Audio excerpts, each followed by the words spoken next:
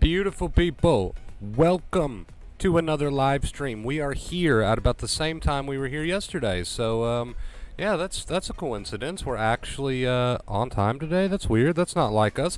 But welcome everybody. Welcome to the stream. I'm going to send out some notifications really quick because I don't trust my bot. So let's send those out.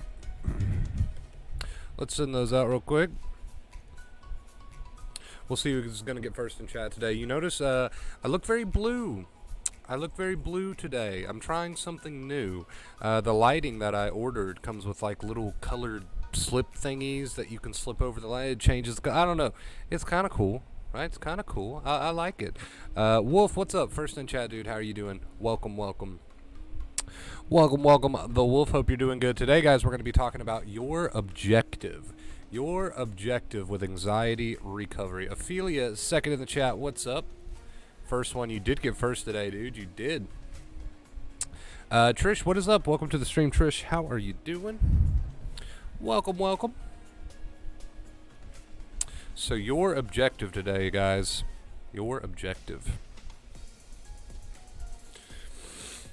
I'm trying to break in this new hat. Mint, what's up, Mint? Not first, but hello. What's up, Winning? Hey, close, dude. Like top 5, all right? Top 5, so. Welcome to the stream.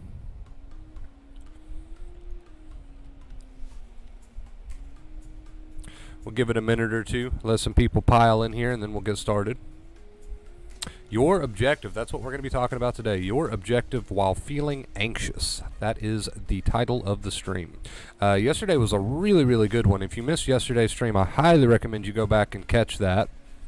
Also, something I want to address because I'm getting more comments about it here recently is that the live chat comments on the stream, so after they get uploaded, right, and you can watch them back, some people are saying it's taken longer for the live chat comments to pop up, like when you miss the stream.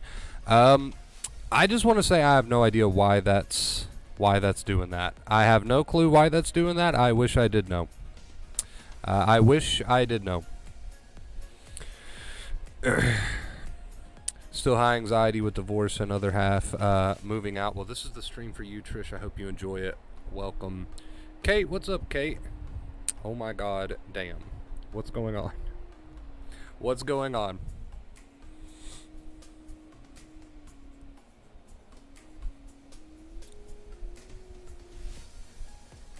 I'm feeling very under the weather. Approximately how much do you think I need to worry to fix it? Okay. Okay, I see what you're getting at there, man. At first I was taking you seriously. It took me a couple seconds to catch on there. It took me a couple seconds to catch on there.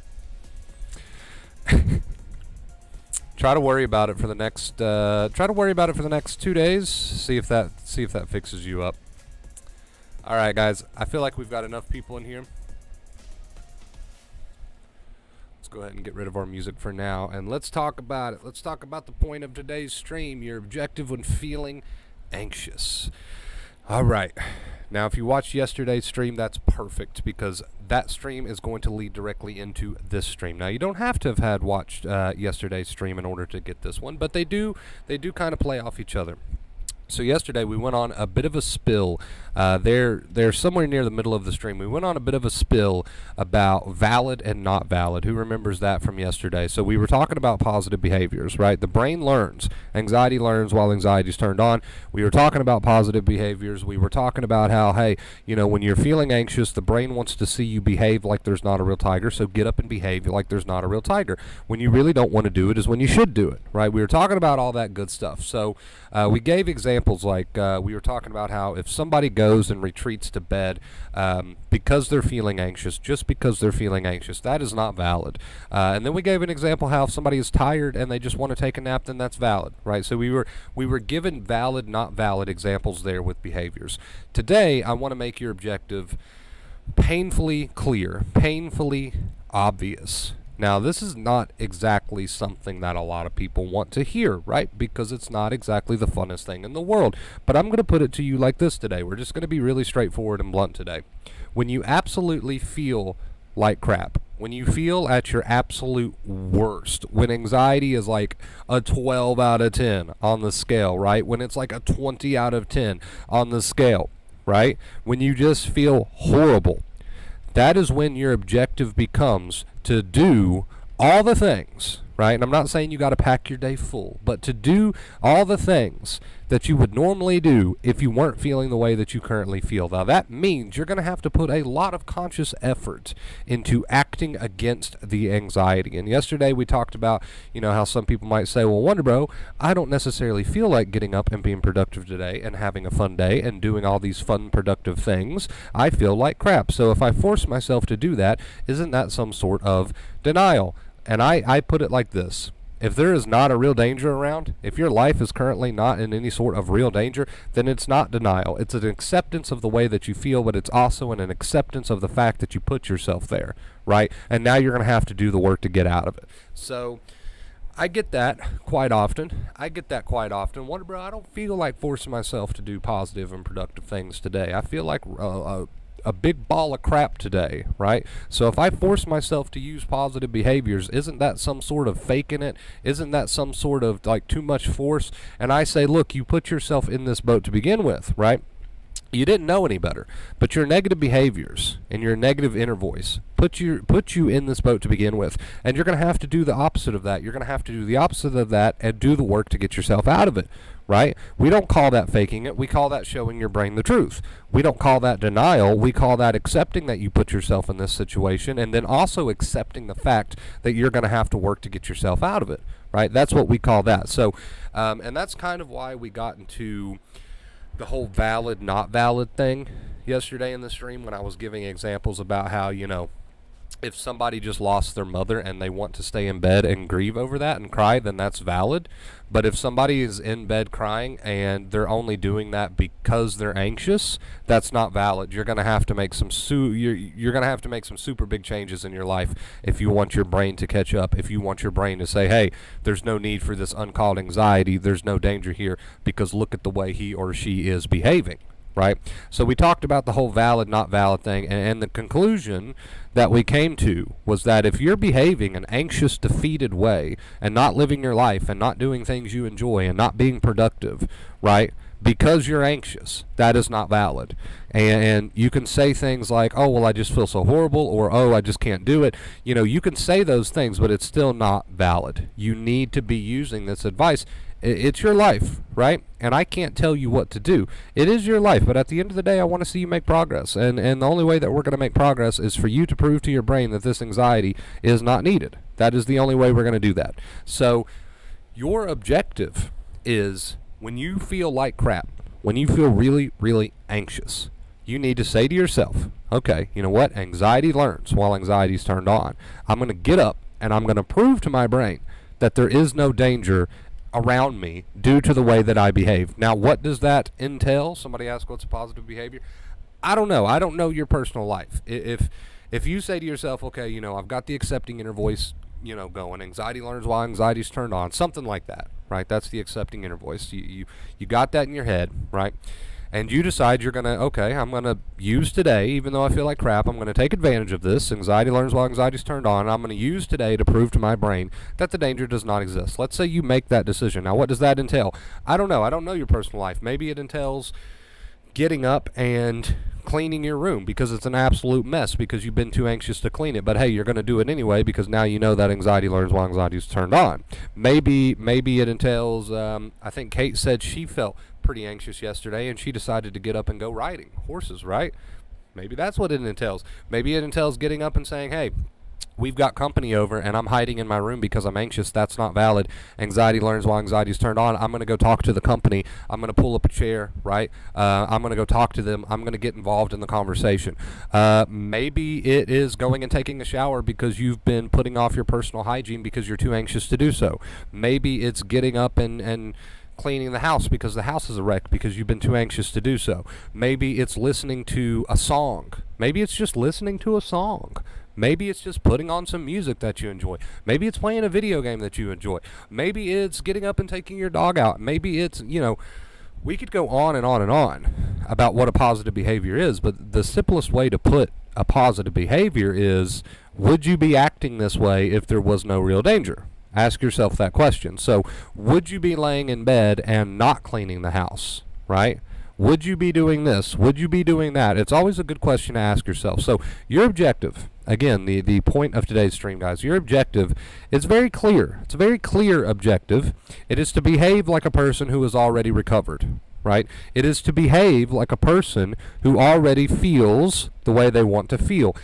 Feeling follows action, right? Feeling follows action. That's another good little catchphrase that you can add up here to your brain and kind of hold on to and remember. Feeling follows action, right? So yesterday we talked about how the amygdala is a machine. It only reads your behaviors, so you use the accepting inner voice so that you're not adding fuel to the fire, and then you use positive behaviors so that your amygdala can say, hey, I've got a false alarm turned on right now, but yet they're not laying in bed being defeated and quiet. They're up talking to the company.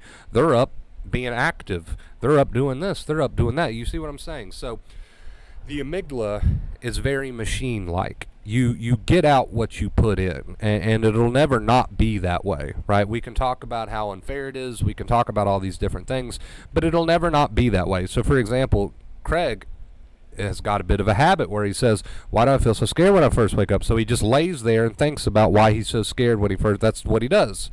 He lays there and he thinks, why am I so scared when I first wake up? If he wants to make progress, if he wants to show his amygdala that there's no need for this false alarm, he needs to get up and he needs to have a productive day. He at least needs to get up and sit up in bed and not sit there and worry about why he feels the way he feels when he first wakes up. Ideally, he needs to get up and have a productive day. He needs to get up and do something. Go feed the animals. I know Craig's got some cats. I'm just using Craig as an example. This applies to every single one of you, though, right? If you want changes to be made to the brain, you can't behave as if there's a danger. Because to the amygdala, that is very much a machine. It's not a reasonable human being.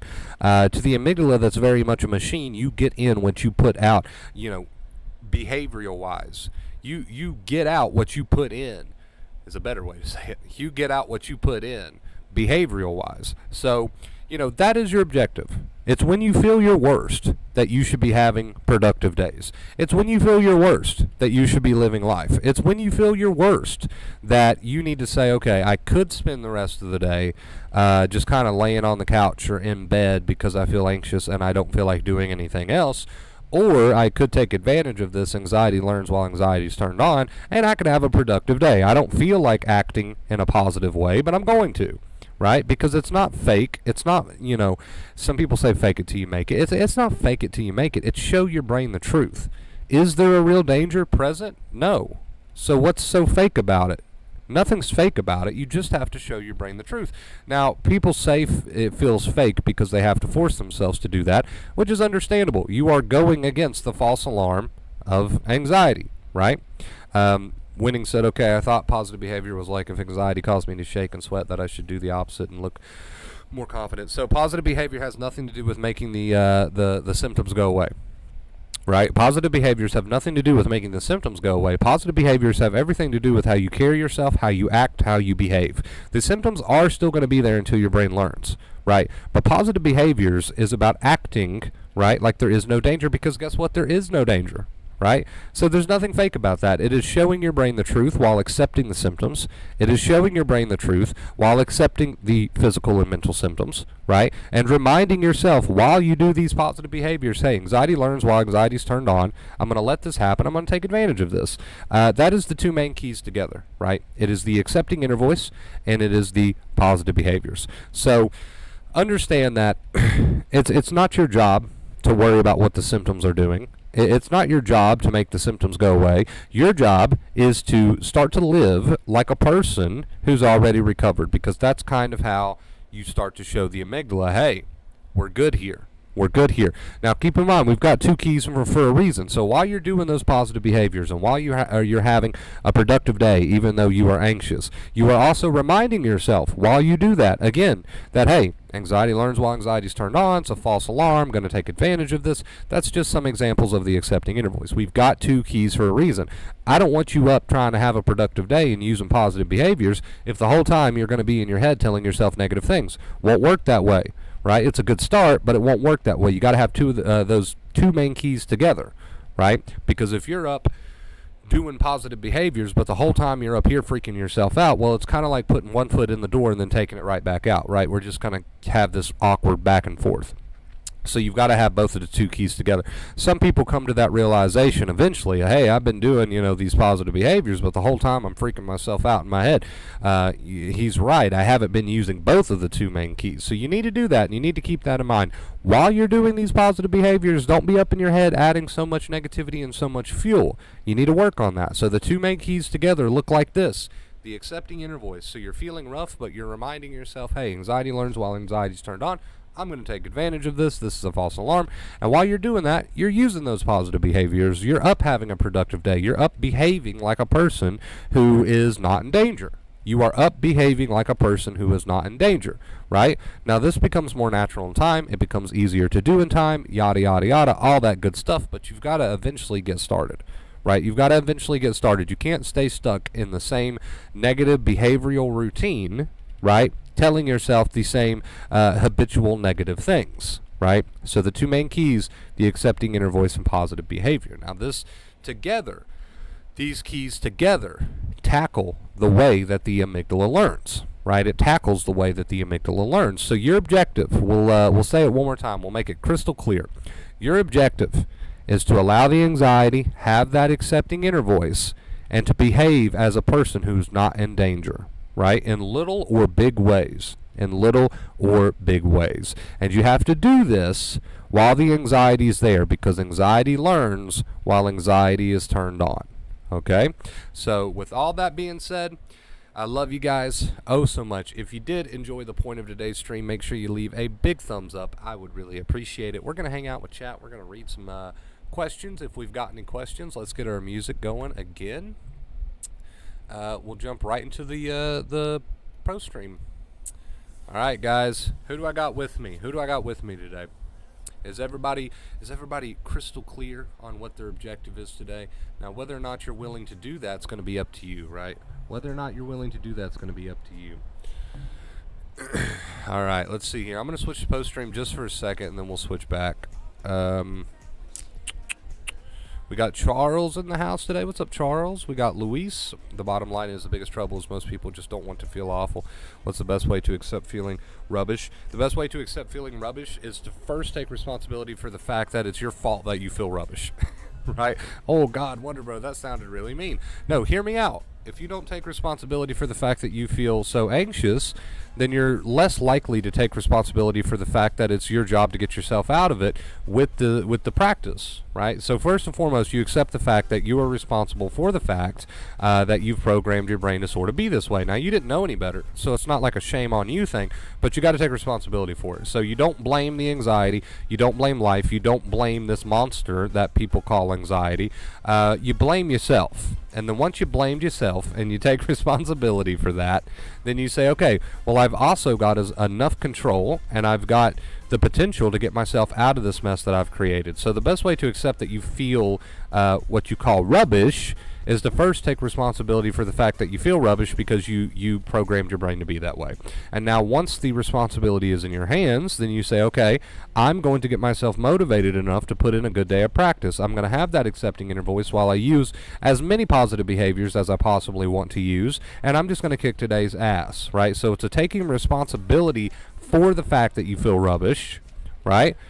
Instead of giving the power away to something else, oh, blame this and blame that, now you feel even more like a victim. So first you take responsibility for the fact that you feel like crap, and then you motivate yourself enough to have a day of the accepting inner voice and positive behaviors, right? All right, let's see. Good question.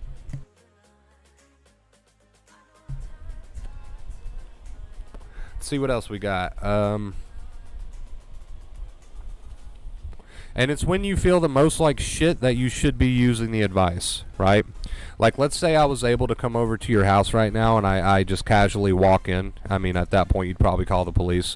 But let's say, hypothetically, I just casually come over to your house and walk in and I don't know, I'll pick a random name in the chat. We got Craig. who's feeling anxious, so he's laying on his bed and he's just kind of sitting there shaking back and forth and saying, why do I feel this way? Well, then you're not using the advice, right? You should be up doing things. You should be at least picking up your house, or taking care of your animals, or doing something, right? Now, if I go over to somebody else's house, I go over to Charles' house, and Charles feels like crap. He feels like total crap. He's very anxious, but I see he's got his headphones in, and he's listening to some music, and he's up, and he's cleaning. He's picking up his environment. He's got a little bit of a smile going on. He's talking to the people around him. Then I'm going to say, congrats, dude. You're nailing this advice. Good job, right? But if I go over, if I go over to, let's see, Kay's house, and she's in the same corner that she's been in for the past week, and she's watching anxiety videos from nonstop from morning till dusk, and she's on the anxiety forums, and she hasn't moved from that spot all day, and she tells me she's just doing it because she's learning about anxiety. Well, then I'm going to say you're not using the advice, right? Does everybody get what I'm getting at here? I want it to look like, and I want it to appear like, you're a person who's already recovered. That's the way that you go about it, right? So let's see, and if you fall short of that, your amygdala is not going to buy it. Look, guys, you can watch all the streams you want to watch, you can learn all the anxiety knowledge you want to learn, but if you fall short of behaving like a person who's not in danger, your amygdala is not going to buy it. It's just not going to buy it, right? It's very stupid in some ways, but it's very smart in other ways. We've had streams where we say, oh, the amygdala is very dumb in this way, but we also have streams where we say, oh, the amygdala is very smart in this way, though. It's very smart in the way that it knows that you are acting like the way that you are acting out of fear, right? But it's smart in that way, but it's dumb in the way that it doesn't know if you decide to act the opposite way, right? Even though you're really afraid on the inside, but you decide to act like a positive person who's productive and who's not in any danger, right? You just have a productive day. You do things you want to do. You carry yourself in that way, right? It doesn't know that you're making yourself do that. It just sees that, and it's like, okay, well, there must not be a danger, right? So it's a little dumb in some ways, a little smart in other ways, but you get my point. If you fall short of acting like a person who's not in danger, if you don't do that, the amygdala is not going to buy it, right? It's going to see you doing the same things every day. It's going to see you acting the same way every day. It's going to watch you complain every day. It's going to watch you do the compulsions and the coping methods every day. It's going to watch all this, and it's going to say, well, tough shit. I'm not going to let up, right? So, and it does at times. Sometimes you feel better than other times. Some days are better than others. But you don't want to live that way. You don't want to live in a way where you're just at the mercy of it, right? You don't want to live in a way where you're just at the mercy of the amygdala. Okay, today's a good day. I'll take advantage of it. Today's not a good day, so I'm not going to, I'm not going to take advantage of it. You don't want to live like that, do you? So, my point is, if you want a better life, you got to create it. If you want a better life, you got to stop acting the way that you're acting. If you want a better life, you've got to convince the amygdala that there is no danger. How do you do that? You live like there's no danger. You behave like there's no danger. That's going to take making yourself do things you don't necessarily feel like doing, but you do it because you know how the machine works. You do it because having anxiety is not a valid excuse to act like a defeated person, right? Ooh, that was a good one. So, that was also a mouthful. I need to take a breather.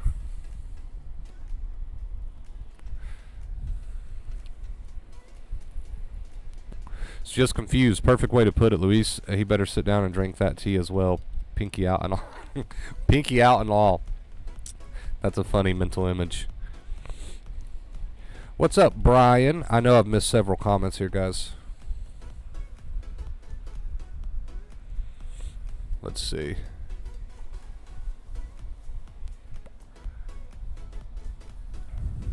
Took some advice and got out to do a pedicure. Anxiety tried to appear, but I quickly just multitasked on my phone. Also put my phone down, took a breath, and it calmed. So reminded it's me time. So got out, did something that you wanted to do. Anxiety didn't want you to necessarily do it, but you said, hey, you know what? I'm proving to my brain that this danger doesn't exist. And you did something fun. Congrats. You're using the advice.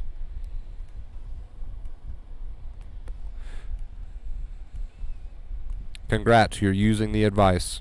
Right?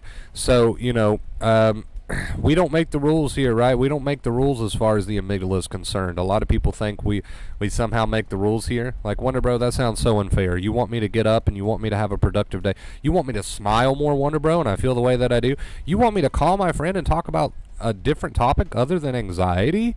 You want me to clean the house? That is so unfair of you, Wonder Bro, feeling the way that I feel. How dare you ask me to do these things? Well, stay where you are then. Stay stuck. Right? Listen, we don't make the rules. We don't make the rules here. We don't make the rules. The anxiety is a machine. You get out what you put in, period. We can talk about it's unfair. I don't feel like it. How can you ask me to do this when I feel so bad? Yeah. We can talk about that shit all day long. But I don't make the rules.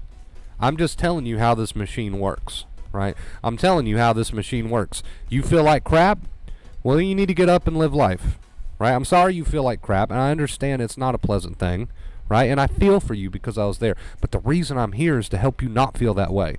But we can't do that. We can't accomplish that if you keep telling me that you can't do what I'm telling you to do because you feel so bad. Well, I'm sorry. That's irrelevant, right? That's irrelevant. I want you out of this mess just as much as you want to be out of this mess, but I can't get you there unless you're willing to do your part, right? I know you feel like crap. I know it feels bad. I know the last thing you feel like doing is listening to music and having a fun day, a productive day. For example, Kate, when she felt horrible yesterday with anxiety, the last thing she probably felt like doing was getting up and go riding horses, right? That's probably the last thing she felt like doing. But she's got enough knowledge to say, hey, I'm going to do that because I know that anxiety learns while anxiety is turned on. I think she reported back later the same day and was like, I'm so glad I did that. Right? You just you have to go for it, right? You have to get up and do something. It can be something small. Instead of sitting there on Google, you have to get up and start proving to your brain that the tiger doesn't exist. Now, how you do that, that's up to you. You decide what you want to do. Go clean the house. Go do something. It doesn't matter, but you got to do something. You can't keep repeating the same negative routine and the same negative behaviors day after day, right? So you got to do something. And what you decide to do is completely up to you. Completely up to you. That's your choice to make. So it's a machine. It's a machine. It's not a reasonable human being. The amygdala is a machine. You get out what you put in, and there's really no way around that. There's really no way that we can argue with that. It's just a machine that you get out what you put in, right? I'm having dinner and watching TV, so I might have missed it. But how's the roof work progressing? It's been raining every day. Plus, it was a holiday, so. Yeah, there's no new updates on that just yet.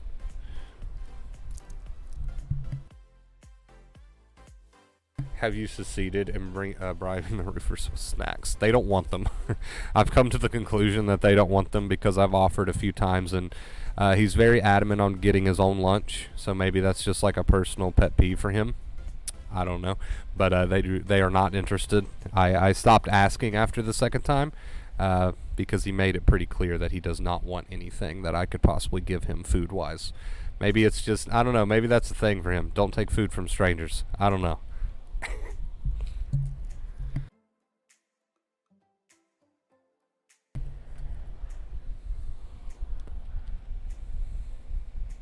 Let's see. I feel like I take responsibility for keeping panic going and yet the willingness to accept absolutely awful. The resistance is the worst and only thing you need to overcome. Well, you just got to understand how the machine works, right? You don't have to go on this big spiritual adventure. You just need to understand how the machine works. So you get out what you put in. You get out what you put in. If you put in negative behavior and negative thinking, then you get negative results. If you put in an accepting inner voice and positive behavior, you get positive results. It's just how the machine works. You don't have to worry too much about, well, what if this or what if that, or maybe I need to do this, or you just got to understand the very basic mechanics of how the amygdala works and then use that to your advantage, right?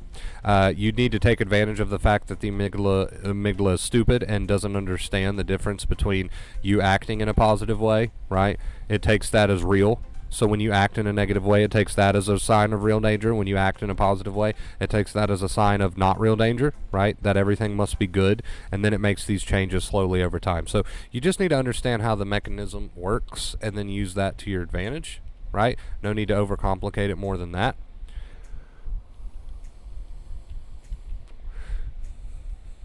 Remy, what's up? I am the machine. I love the little robot emojis. Adorable. Also add that sometimes you don't feel capable to do something because of anxiety, but that's simply not true. You are plenty capable. Agreed. Agreed. Being anxious makes me quite quiet and less social, so purposely be more social, right? Purposely be more social. You say forcing talking is a coping method to hide. You feel like forcing talking is a coping method to hide anxiety. Actually, your coping method is the fact that you're doing everything that anxiety tells you to do, and don't expect changes as long as you do everything that anxiety expects you to do, because as long as you do everything that anxiety expects you to do, you're putting in the same results, so you're getting the same results, right? So making yourself act like a person, feeling follows action, right? Feeling follows action. So anxiety doesn't want you to talk up because anxiety says there's a danger. So you tell yourself, okay, well then I'm not going to talk up. Then you're bowing down to the anxiety and you're doing what it wants you to do. So don't expect changes, right? Don't expect changes at that point. It's not a valid excuse to say, well, anxiety doesn't want me to do this, so I'm not going to do it. That's not a valid excuse, because as long as you do what anxiety wants you to do, and as long as you do what anxiety tells you to do, then you're going to get the same results. You're going to get a brain that doesn't learn, right? Because you're putting the same thing in, so why do you expect to get different results? So the amygdala sees you not talking up, and it says, well, I guess my false alarm is valid because he must be in danger because he's not talking up, and that's what somebody would do if there was a real danger. So I guess I'm doing my job right, and I will keep his anxiety levels high. So I hope that clears it up for you. If you act like there's a danger, the amygdala will assume there is a danger, period, right? And by staying quiet and defeated, you are acting like there is a danger. So the amygdala will continue to assume that there is a danger, right? If you act like there's a danger, it will continue to set your levels at danger levels, right?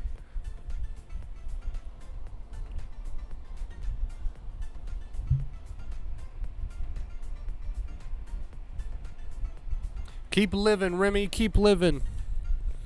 That's what I like to hear.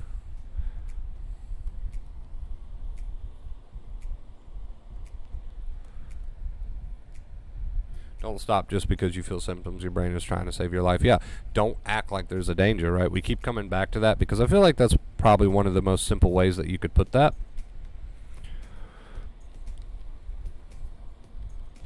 So I like where you say do what you were going to do anyway, right? Don't start to act a certain way just because of anxiety. Just keep doing your thing. Keep living your life.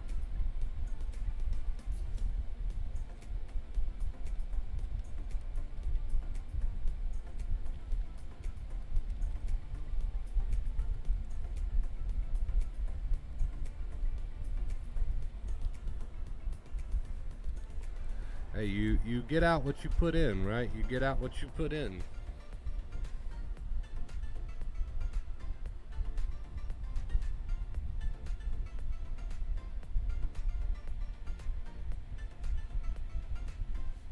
I love the line of do what you were going to do anyway.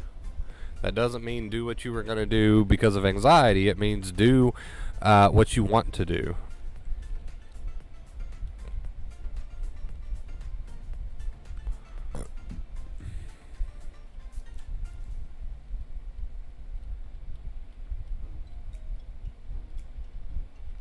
Thank you for stopping by, Remy. I appreciate you. Thank you. Thank you.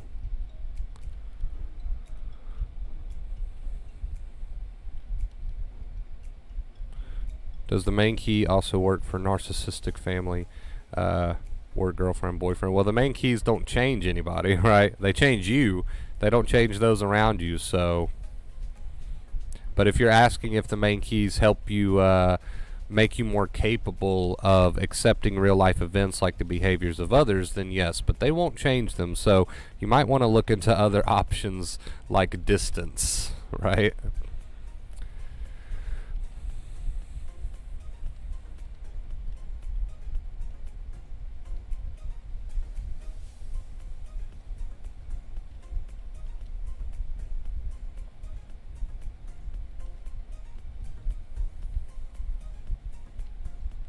Let's see what else we got here.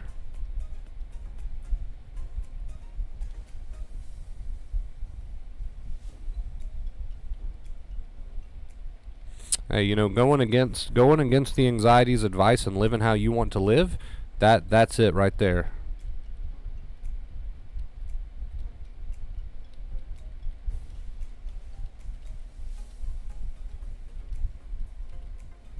And that takes some conscious effort, right? Because the last thing you feel like doing when you're anxious is living in a positive, productive way, right?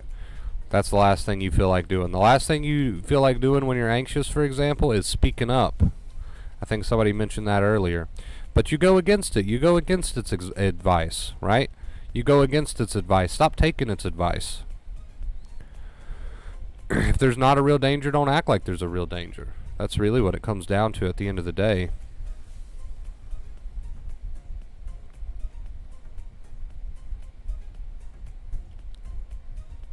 Takes a good amount of conscious effort to make those decisions and to make those choices, right, with how you carry yourself and how you behave.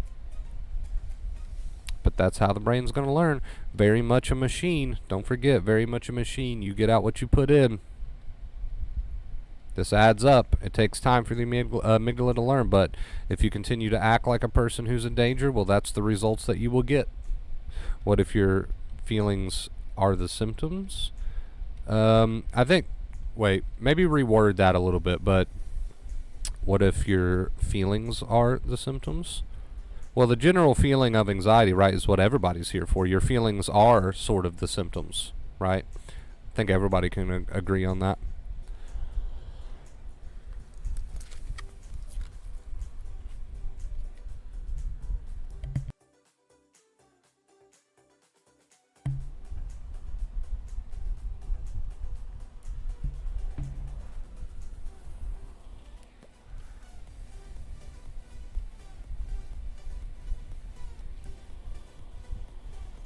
I can feel grumpy or angry or sad without overanalyzing and making me yeah, you got it. You can feel those things, right? It's the same concept with any other feelings. Now it's a little bit more clear what you're trying to say. You can feel any feeling without having to turn it into a problem, right? And that does not just apply to anxiety.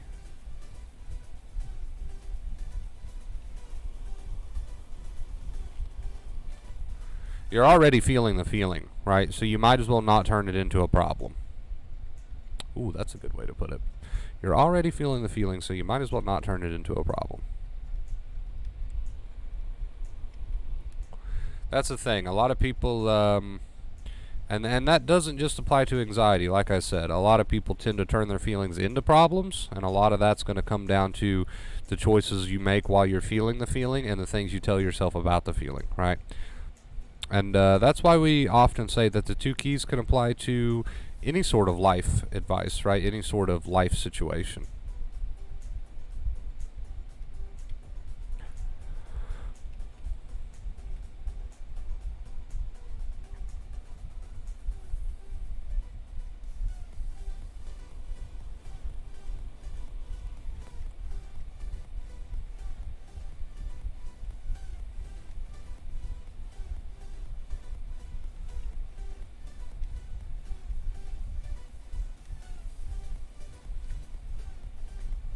Yeah, so that's the thing. A lot of people think if they act against the anxiety that somehow they're fighting with it, but to act against the anxiety, which means to do what you want to do and behave the way that you want to behave, that's in line with recovery, right? Is just you not taking anxiety's advice. So, for example, you can feel something like anger, and just because you have the self-control to not act out of that anger, right? Just because you have the self-control to not act out of that anger doesn't mean that you're trying to suppress anything. You accept that the feelings are there, but you don't have to make choices based on the feelings. Does that make sense?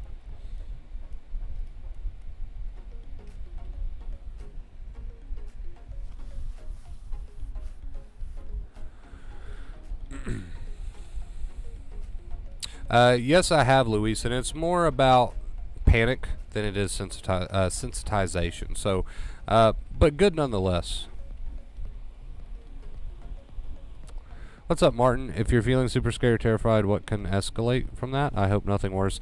Craig, you have known me for what, about 5 years now, and I've answered that question about 400 times, so that's your reassurance right there. Maybe we'll use reverse psychology today. What can escalate from that? I hope nothing worse. Maybe. No. No. For the 400th time, you're not going to die, Craig. You got to start using this advice, dude.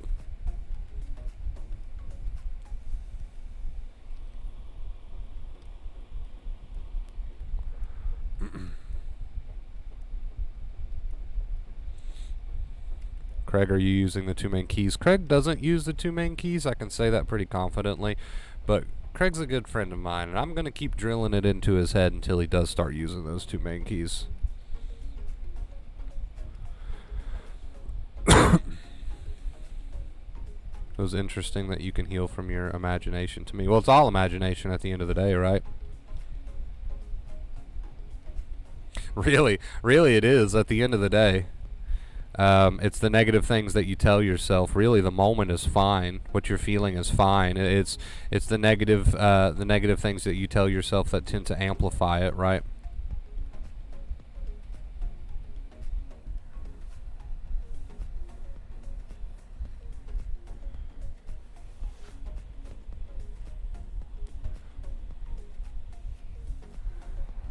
Use the keys, Craig. I mean, I'm just honest, right? Craig is a good friend of mine. I'm just honest. Craig doesn't use the keys, but I'm going to keep drilling them into his head until he eventually does. I will say he's made progress. I've told him that. He's made progress, but, if someone's not using the keys, well, then they're not using the keys, but that's okay. Keep drilling that message in there. Eventually, we've got to get that accepting inner voice going, and we got to get those positive behaviors going. No need to lie about it.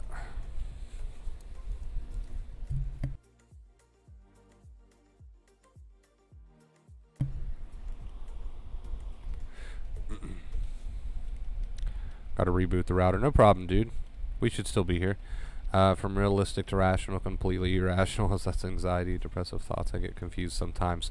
That's how it works with the tired nerves. You can't force logic on it. That's why you got to keep it simple with those two keys. That's how it's going to learn. You can't pull up a chair with the amygdala and try to force logic on it, right? Remember what's happening. Remember what's happening, and use those two keys.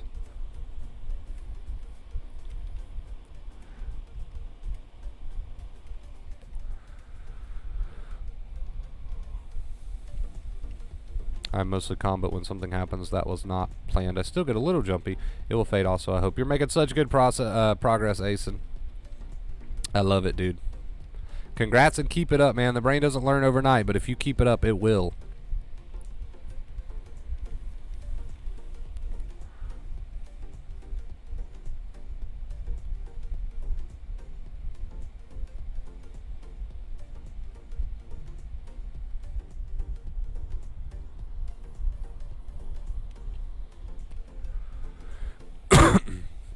I remember Craig from the first stream I joined. Yeah, Craig's been a friend of mine for a while now. He's getting there. He's getting there.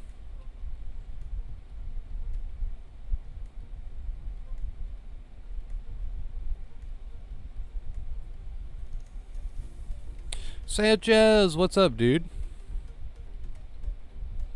Got a lot of good questions today. I think the tendency to overcomplicate it is probably the biggest hurdle that most people face or are going to face in their recovery.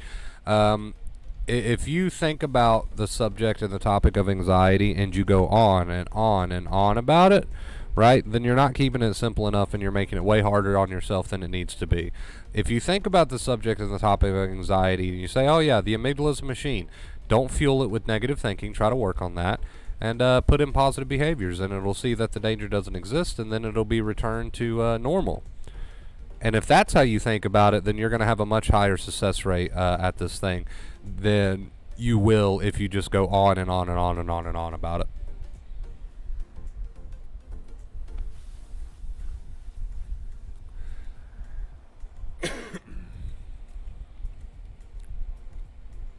So, the tendency to overcomplicate it and think way too deep about this thing, when really at the end of the day you're dealing, we've said it 100 times, but you're dealing with a machine that says, okay, don't add so much negative fuel and just show me some positive behaviors, and then I'll back off, and then I'll believe you when you say that there's no real danger. If that's how you think about it, you'll succeed. If you think way too deep into it, and you're not treating it like a machine, and you're trying to reason with it, and you're overcomplicating it, and you're looking at it as something that's logical when it's not, it's just a machine, then you're going to make it a lot harder on yourself.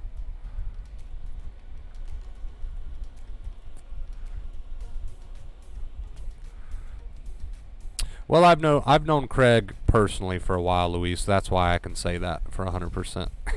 That is just reassurance. I've had many personal conversations with Craig.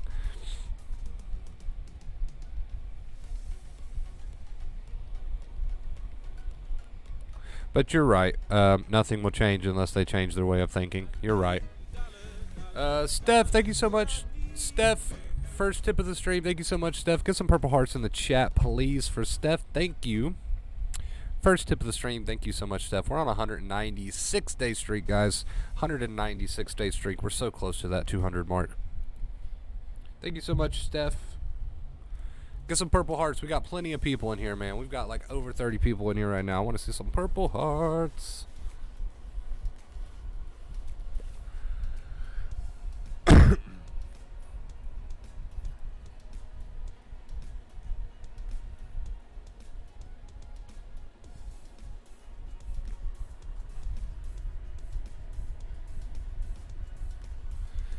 Thank you, Kay, for the purple hearts. MB, thank you for the purple hearts. Luis, thank you for the purple hearts. Thank you. It's like this. It's like this. I'm gonna try to put this in. Thank you for all the purple hearts, guys. I appreciate it. I'm gonna try to make it as clear as possible. You know that that's my main objective here on the channel. So let's see if we can think of another way to word this. Since your anxiety journey started, guys, right, I want you to think about how much information that you've gathered. And I'm not saying that's a bad thing. Knowledge can be power, right? But I want you to think for a second about all the information and knowledge that you've gathered along your anxiety journey. It's been a lot, right? Who can agree with that? Show of hands. It's been a lot of information that you have gathered during your anxiety journey, right? Just buttloads of knowledge. Here's the problem with that. Unless you start to simplify it, right? Unless you start to simplify it, and you break all of that knowledge that you've gained over the years down, and you sit there and you look in the mirror and you say, okay, what is all this knowledge that I've gained from, I don't know, maybe my channel, whatever. What does all this knowledge come down to? And you look yourself in the mirror and you say, it all comes down to, don't fuel it too much with negative thinking. Just tell myself anxiety learns while anxiety is turned on, and get up and live and act like I'm recovered. Put on a smile. Do things I enjoy doing. Have a productive day. So forth. Have I been doing that? And then I want you to ask yourself that question. Have I been doing that? I have gathered all this knowledge over the years with anxiety. I have gathered all of this knowledge with anxiety. But how am I living my life? Am I getting up every single day when I feel like crap and having a productive day and doing things I don't necessarily feel like doing, but I'm doing them because I'm acting positive, because I need to show my brain that there's no danger? Am I doing that? It comes down to that question. Am I really telling myself, hey, anxiety learns while anxiety's turned on. I'm going to have a fun, productive day no matter how I feel. Am I doing that? And if you can't say yes to that question, right? If you can't honestly say yes to that question, well, then you haven't been using the advice yet, right? You haven't been using the advice yet. Now, I understand that there's ups and downs, and I understand that there's a learning period, and I understand all that stuff. I get that. But if you can't look at yourself in the mirror and say, you know what? Since I got all this knowledge, I really have been getting up every single day and acting positive and doing productive things and having positive behaviors and acting like a person who's not in danger. I've really been doing that. If you can't say that to yourself, right, when you look yourself in the mirror, well, then you haven't been using the advice yet. You haven't been using the advice yet. And guess what? That's not something to be depressed about. That's not something to say, oh my God, he's right, I haven't been using the advice yet. No, that's something to rejoice about. If you make that realization, that is something to rejoice about, because then you can be like, whoa, I've been taking all this information in, but He's right. I haven't even given it a real shot yet. I'm going to do that. It's going to take a lot of conscious energy, but I'm going to do that anyway. And I'm really going to try it. I'm going to nail it, and I'm going to see what happens. That's an exciting realization to make. That's not a depressing realization to make, because if you make that realization, that means you're on to something. You're on to something, right?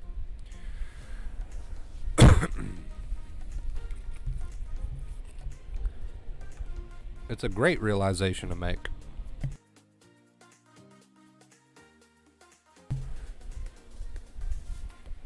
Forgot how much I love these streams, Wonder Bro. I'm glad you're enjoying them, dude.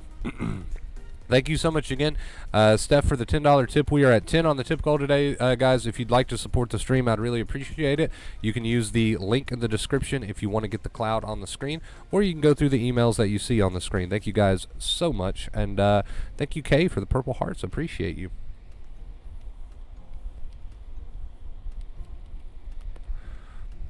Too much knowledge didn't help. Yeah, it never helps, because you overcomplicate it, and then you're thinking about things that you don't need to be thinking about right now. And if you would just make it simple on yourself and say, hey, you know, if I would just start living my life and acting like a positive person, and I don't mean you have to be overly positive. I don't mean you have to be skipping through the house. I don't, I just mean that when you're anxious, you don't act anxious. You don't do anxious things, right? Does that make sense? I don't mean you have to be this overly positive person 24 hours a day. I just mean that when you're anxious and anxiety's turned on, you don't act like it. Does that make sense to everybody? You do something positive. You do something productive, and then the anxiety says, well, holy crap, I've got the false alarm switched on, and they're listening to music, and they're chatting about sports, right? Just an example. Soccer Bob, thank you so much for the $10 tip. Really appreciate you. Says, Wonder Bro, I'm starting to feel better, but when the anxiety comes and goes during this time, it's quite annoying. You're allowed to be annoyed. You're a human being, right? I always say that nobody's perfect. You're allowed to be annoyed. You're allowed to not be an overly positive person 24 hours a day. You're allowed to get frustrated at times. But here's the thing. When anxiety is turned on, you need to make your main objective saying to yourself, hey, I'm going to act against it. I'm going to do what I'm going to do. I'm going to do something positive. I'm going to do something productive, because I want my brain to see that this danger is not real. As long as you got that, you got it. Two main keys. It'll always come back to the two main keys. Make it simple. Thank you so much for the $10 tip. Soccer Mom, please drop some purple hearts for her. Thank you so much. That takes us to 20. Craig with the tip. Let me see here. Craig with the $30 tip. Thank you so much, Craig. That is typical. Thank you, guys. We're moving on to a 197-day streak. Let's get all the purple hearts in the chat. I want to see a wall of purple hearts. Craig says, once terrified and I live my life, will it get worse, making more fear? That scares me. Here's the thing, Craig. Let's see. How can I put this? I get your question. I understand that what you're asking me is, if I do positive behaviors while the anxiety's turned on, which means if you stop hiding in bed and you get up and you feed the cats, for example. I know you got two cute, adorable cats at home. You're asking me, if I get up and I feed the cats and I pick up my apartment and I do positive things and I watch funny videos, and I'm just trying to give you some examples, Craig, right? You're asking me, if you do those things, will that make you feel worse? It'll make you feel better in the long term. You are retraining your brain, right? Now, you can live a life where you stay in bed because you think that you got comfort there. You think that you're finding some sort of comfort by staying in bed while anxiety's turned on. And I understand that you feel that way, because that's what you've been doing for so long. But just get up and feed your cats. Get up and pick up your apartment. You're not going to feel any worse because of that. At some point, you have to prove to your brain that this anxiety is not needed. And by staying in bed all the time when you feel anxious, you're not proving that. The brain says, oh my gosh, I hit the false alarm and they stay in bed pretty much 24 hours a day. That means they're hiding away from a tiger, so I'm going to keep the false alarm there, right? Does that make sense? So I understand that you're frightened to get out of the bed. I understand that. You found some sort of comfort there, right? But you have to understand that if you want to prove to your brain that the anxiety is not needed, we got to get you out of bed. Now, listen, I think Craig's behind on the stream, by the way. If somebody could tell him that he might be a little bit behind. Listen, Craig, that doesn't mean you've got to go fly on an airplane right now, right? It just means do something, a little something, right? A little something, even if it's just picking up your apartment for right now, right? You don't even have to go out the door right now, but we got to get you, out of the bed little by little. We got to get you out of the bed little by little. We've got to start proving to the brain that this danger does not exist. That's what it comes down to, guys. You got to prove to the brain that this danger doesn't exist. How do you do that? With words? No, with behaviors. The accepting inner voice is just to not fuel the fire. The behaviors is what does a lot of the work, right? So the accepting inner voice, you're not fueling the fire, and the behaviors are putting the work. It's saying, hey, look at me down here. There's no danger here because I'm doing the dishes, right?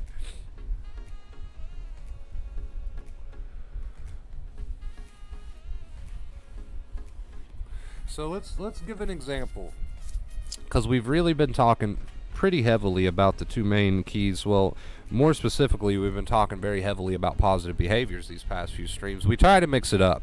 Some of my behaviors are focused on the accepting inner voice. Some are focused on positive behaviors. And these past 2 days, we've been talking about positive behaviors. Chris, I sent you money. Instant Men already let Craig know. Craig, read the chat. I feel helpless. I can't tell him because he's behind on the stream. What do I do? So we've been talking a lot about the positive behavior aspect these past 2 streams. So we're just going to give more examples, man, because examples are endless, and I feel like we need them.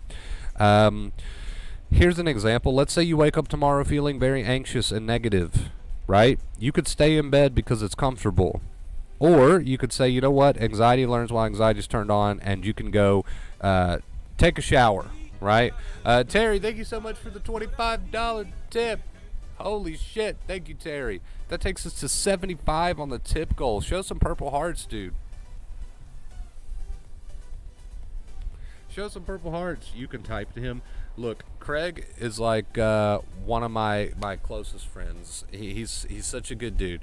And I pick on him all the time because he's not very technology suave, so he's probably not even reading the comments right now, and he's probably punching the air thinking that I ignored his tip goal. So I'll just have to personally send Craig a text here in a second. I love you, Craig. You're the most hard-headed person I've ever met in my life, but I love you, Craig. But Terry, thank you so much for the $25 tip. Let's show some love to Terry. We've officially broken tip goal. We're on 75 on a 197-day streak. Thank you guys so much. I want to see all the purple hearts.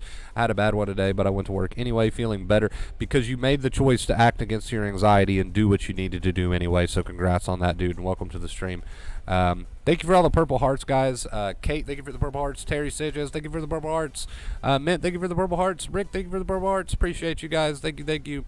For anyone who's new here, purple hearts represent love and gratitude and just a general sense of kindness to our tippers. Thank you guys so much.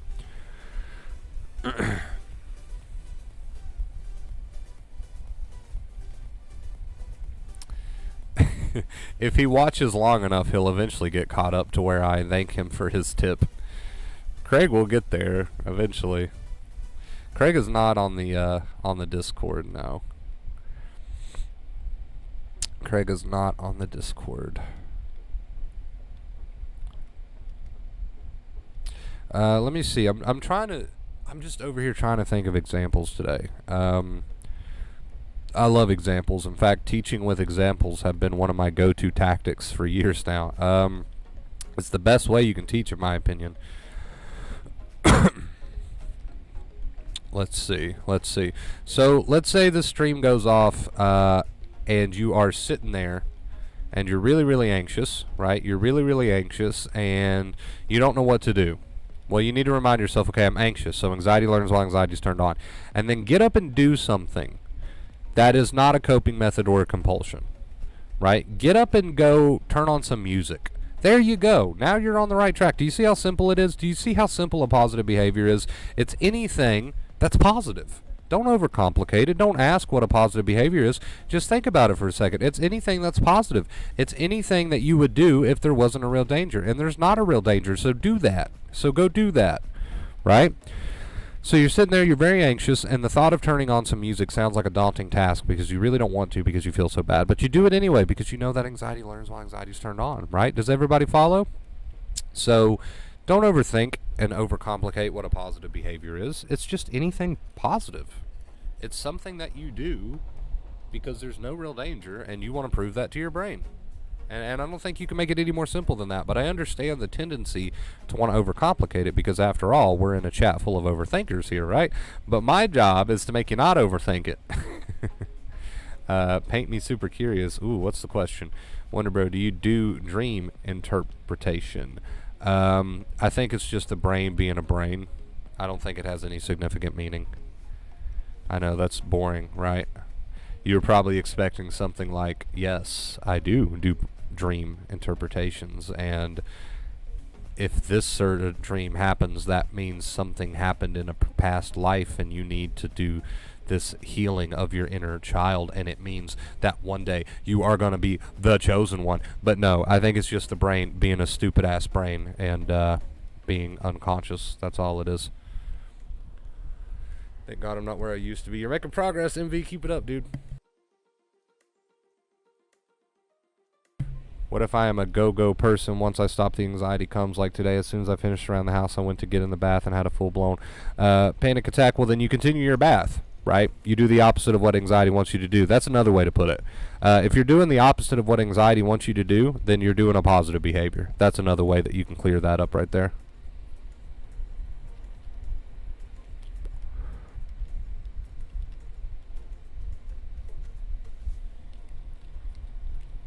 So if understanding that a positive behavior is just anything positive doesn't help you, well, then you need to think about it like this.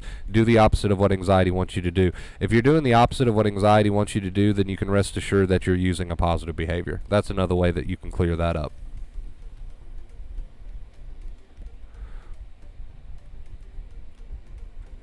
So fight or flight kicks in while you're in the bath. Okay, do the opposite of what anxiety wants you to do. Stay in the bath. Turn on some music. So if positive behavior doesn't help you, if that doesn't make sense to you, then think about it like this. Do the opposite of what anxiety wants you to do. I keep using Kate's example because it's such a good example. Yesterday, she felt like crap and she didn't want to do anything, but she did the opposite of what anxiety wanted her to do, and she went horseback riding. So there you go, positive behavior. I did, but ended up getting out quicker than I would normally because I then felt so detached. Well, you know, you win some, you lose some. You're not perfect. You're a human being, right? Practice.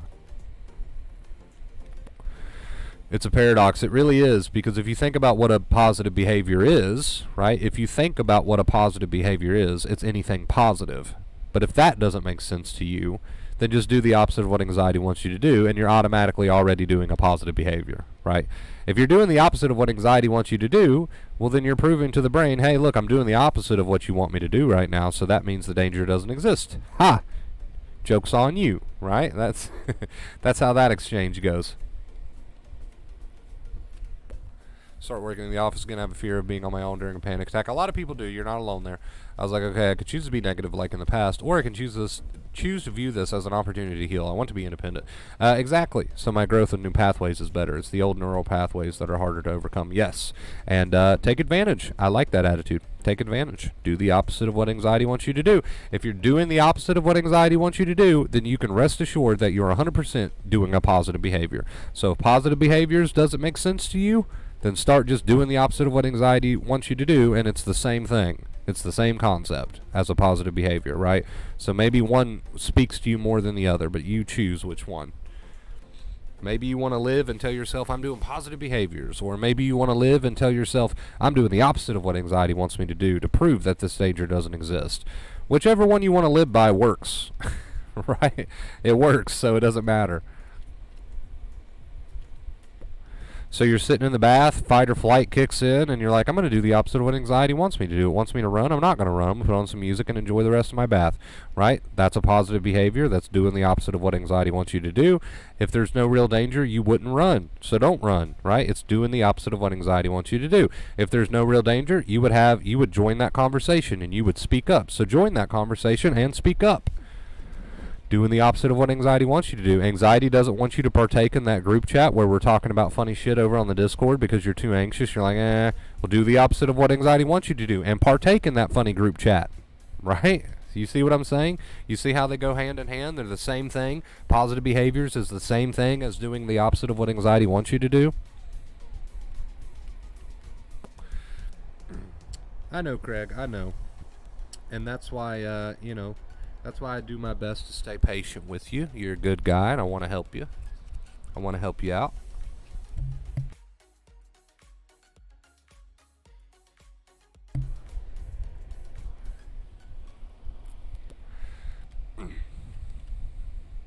It's okay, Craig. We got you, dude.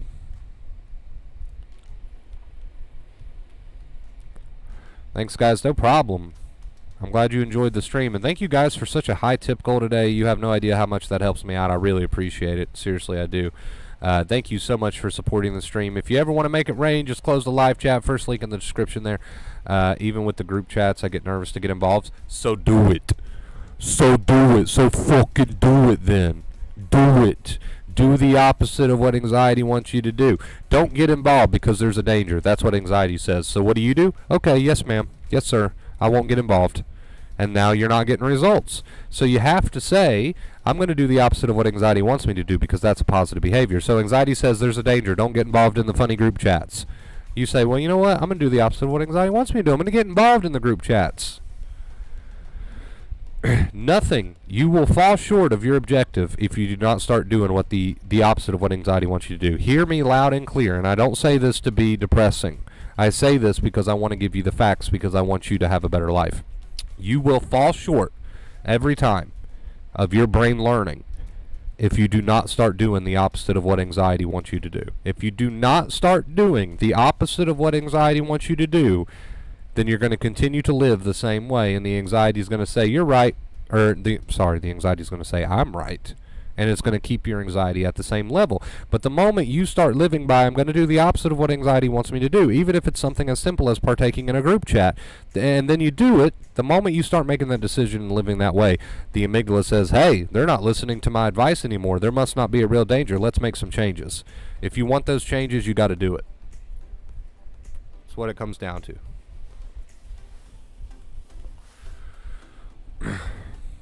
No, you're absolutely right, MV. It's a fear of the symptoms for everybody, and that's why they do what the anxiety wants them to do, because they're afraid of what will happen if they don't. So you at some point, you just have to start doing the opposite if you want it to learn.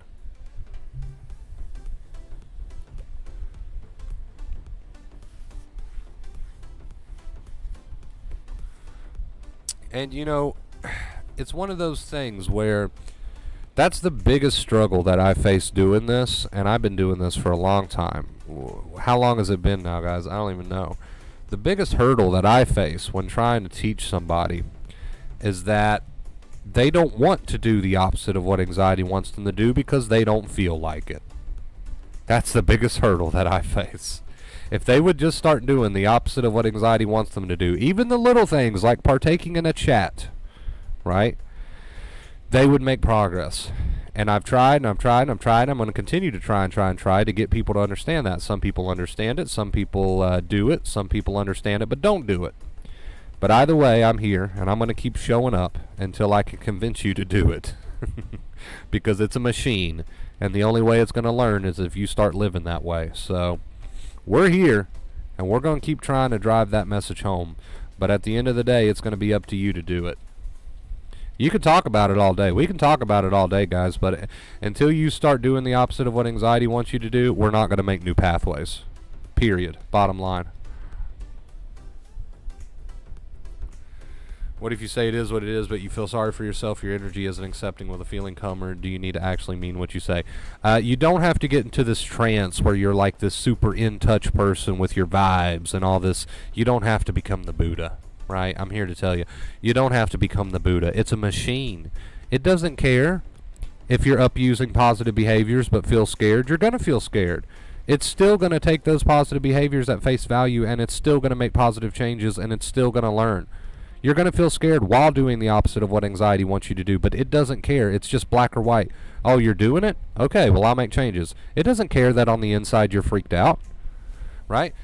You shouldn't be telling yourself negative things, but yeah, you are going to be freaked out. You should be telling yourself it is what it is, but you don't have to 100% believe that. you're still not adding fuel to the fire, because while you're telling yourself, hey, anxiety learns while anxiety is turned on, that's still less fuel that you're adding to the fire. So it doesn't matter if you don't 100% at your core believe that. As long as you're doing the work, the machine will learn. It's a machine.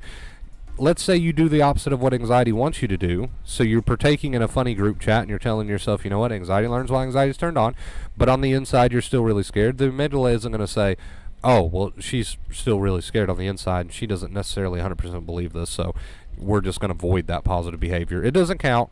The amygdala doesn't do that, right? It doesn't do that.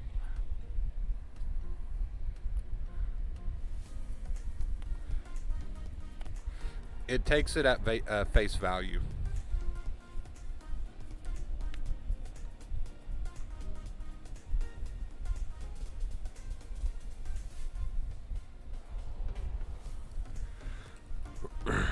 So the whole thing about believing you're accepting inner voice, yeah, that'll come in time. You'll get more confident with it. But if you're using the accepting inner voice and you don't necessarily 100% believe it, you're still using it, so you're still not adding as much fuel to the fire. So that's kind of irrelevant whether you 100% believe it or not. It's kind of irrelevant, isn't it? Because you're still not adding fuel to the fire regardless. So you're using the accepting inner voice and you're doing positive behaviors. You're doing the opposite of what anxiety wants you to do. It's still learning.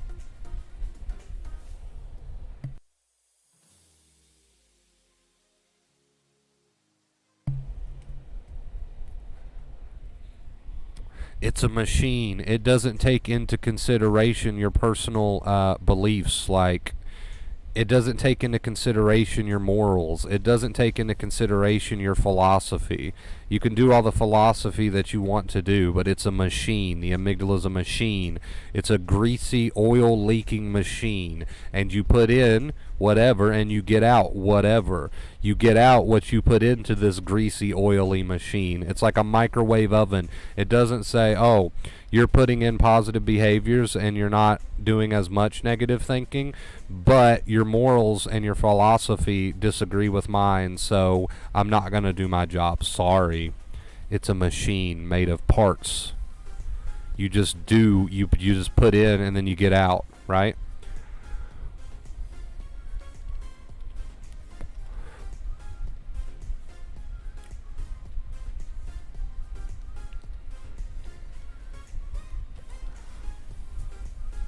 I love it, Rick. I love it.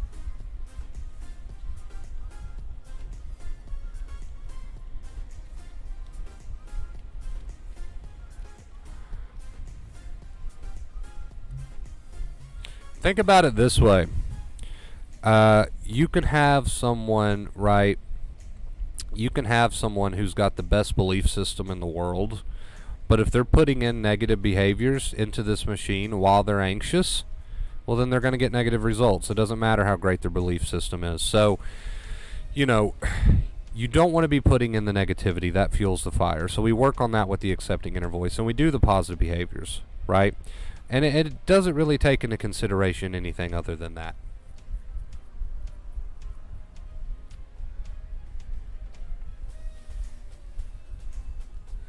All right, guys, we just passed that 1 hour mark. We're going to go ahead and start wrapping it up here.